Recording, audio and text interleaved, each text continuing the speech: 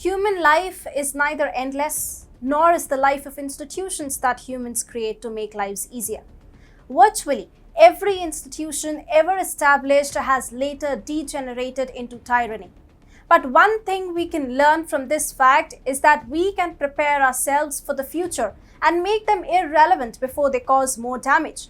India is doing just that. Hi and welcome to TFI English, the national socio-political analysis arm of the TFI Media Group. I'm your host Tejasvi Malhotra, and if you haven't subscribed to the TFI English channel yet, please hit the subscribe button and press the bell icon to receive all the latest updates. Coming back to the story in this video, I'm here to tell you about India's contribution in shaping the world in the 21st century. Let's begin. They say history is written by winners. But behind the garb of this sophisticated lexicon, often they hide the fact that even future is also guided by winners. The pragmatic ones of the bunch know about it. That is why post-World War II, the global order has now ceased to hold any kind of relevance for them.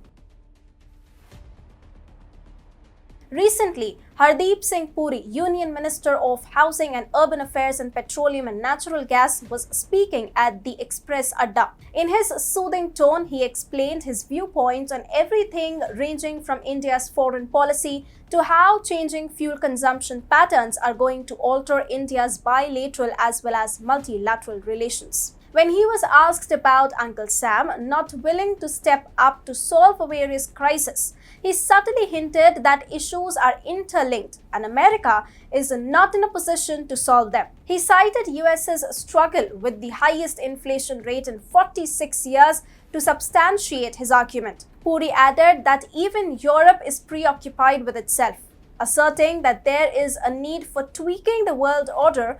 Puri said, the global order which was established post the Second World War, I think the time has come to see if there is tweaking required in that system to make it fit for the world. The world has changed rapidly. Hardeep Singh is a seasoned diplomat, so it was expected that he will leave it for others to decode India's role in changing world order. Here is how PM Modi-led India is shaping it.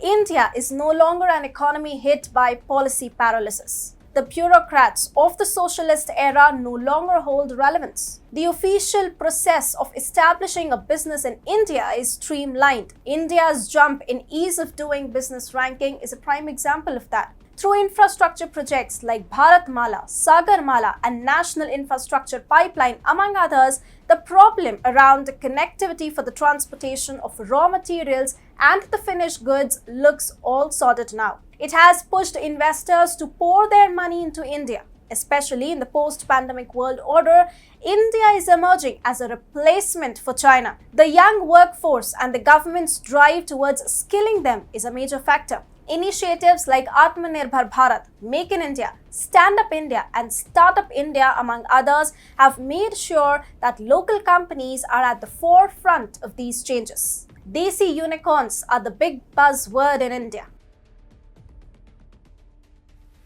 All of these developments, along with push towards modernizing the armed forces, have made India a formidable force on the strategic front. India no longer is willing to balance out the Soviet and the US bloc. Currently, India has its own stand on the issues concerning global order. The Ukraine-Russia crisis became a prime example of it. India refused to take sides. Moreover, when global sanctions hit Russia, India took business advantage of the situation, and through various innovations, we are availing of cheap Russian oil. Meanwhile, India also took out some time to castigate United Nations for its open discriminatory resolution against non-Abrahamic religions.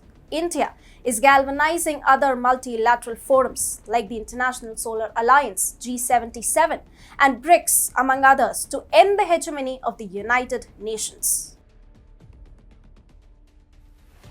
All these developments did not come at fluke.